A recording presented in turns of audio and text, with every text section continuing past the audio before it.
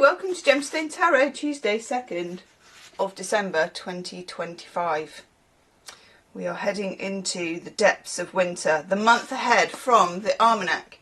As we hit another month with Linders.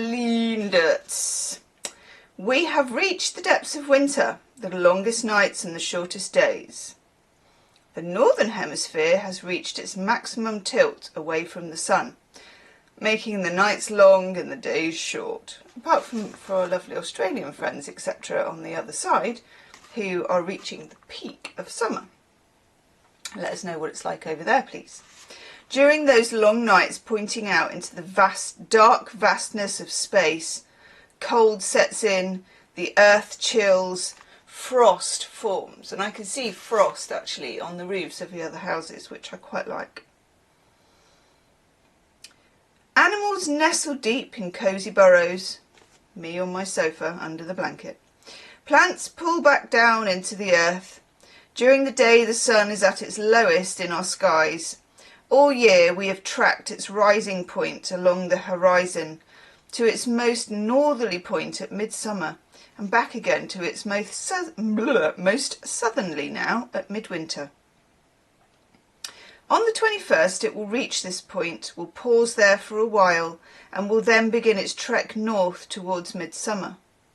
This month is dominated by Christmas, the largest celebration of the year in the UK and Ireland, and unquestionably an astronomical celebration.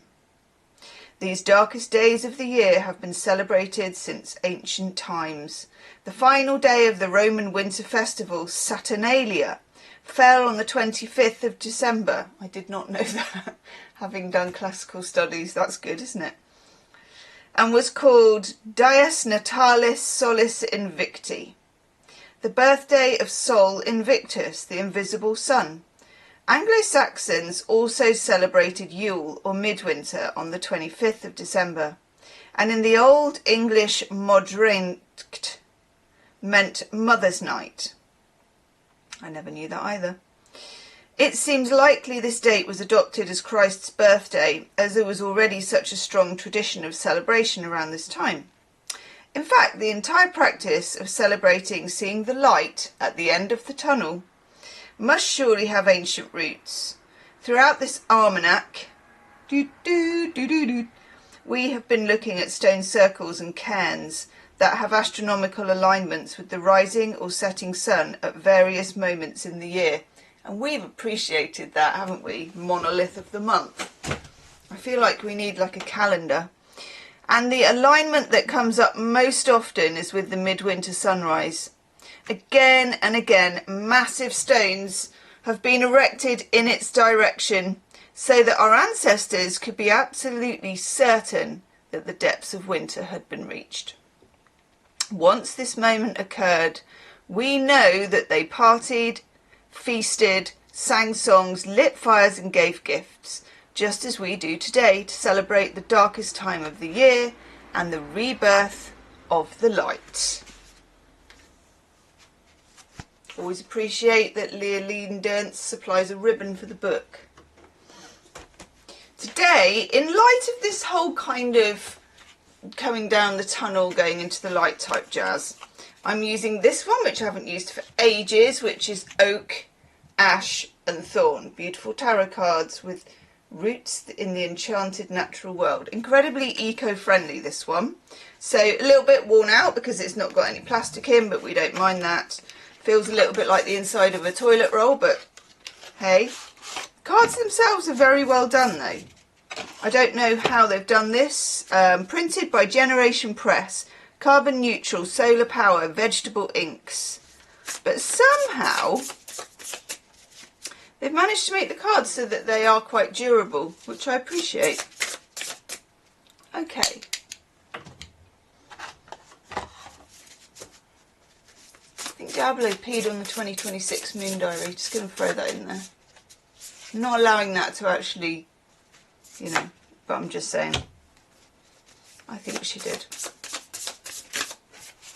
She's definitely peed in my fortune telling cup so many times I've had to move it out of the kitchen.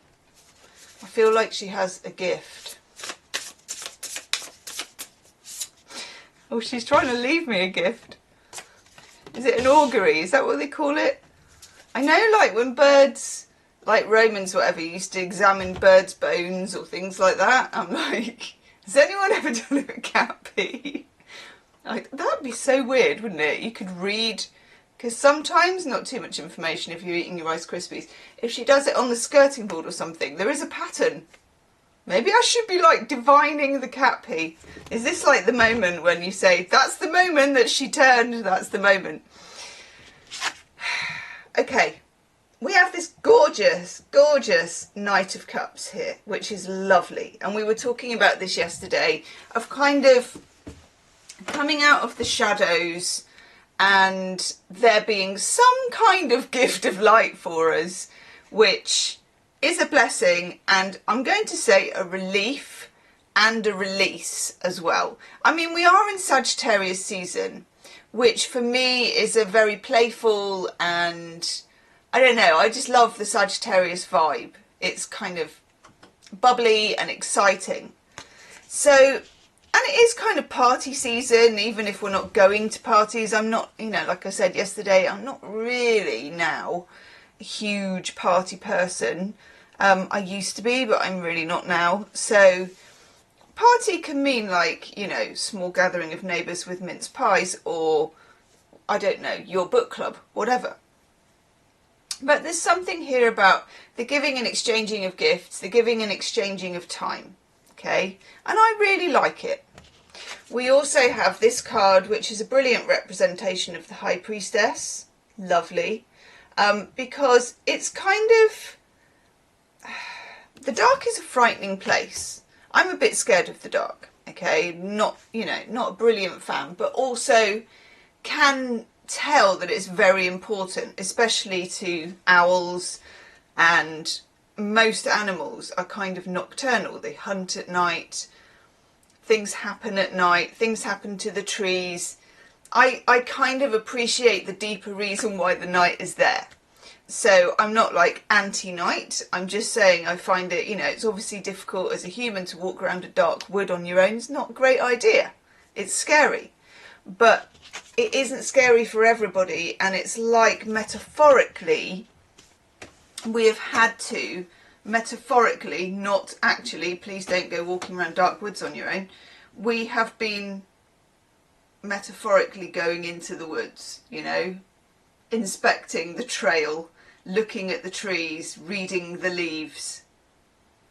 And also, you know, if we're going to be like that, if I'm going to have Diabolo's urine on my mind, which I do, scent marking, maybe for us, I don't know how it works for humans, but we do have pheromones and stuff. Some people don't smell right, you know. Scent marking in the forest, scent marking in nature is everything.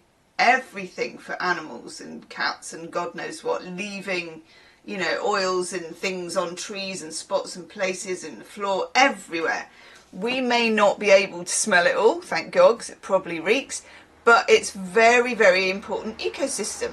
So there's something here, if we can use the urine to divine, there's something here about us sniffing out, metaphorically, where we're at and not being afraid of that kind of side of ourselves. You know, there is a certain feral nature to all of us. There's some still left. Then we have the Five of Wands, which is just about a slight dislocation in communication. It's not usually big with the Five of Wands, but it is annoying. So just look out for, you know, feed the meter properly if you're doing parking. Don't take a chance on that. I find parking tickets and Five of Wands can go together.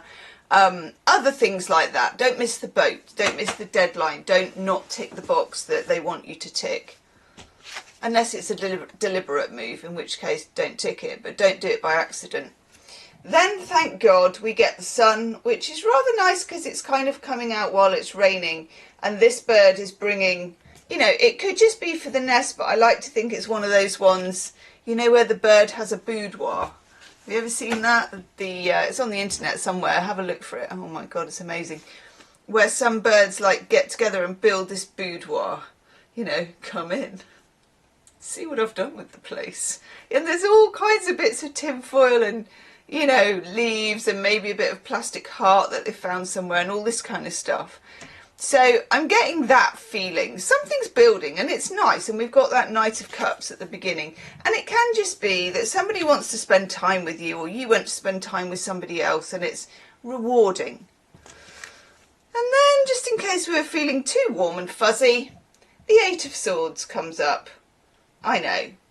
And the Eight of Swords is just the things in our mind that are keeping us stuck. They're not necessarily and not often actually out there. They're more of an interior kind of mask.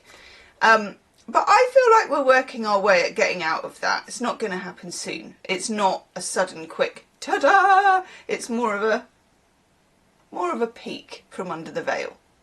Okay, but I like the direction that's heading in. And yeah, leave me a comment and I'll see you tomorrow. Namaste.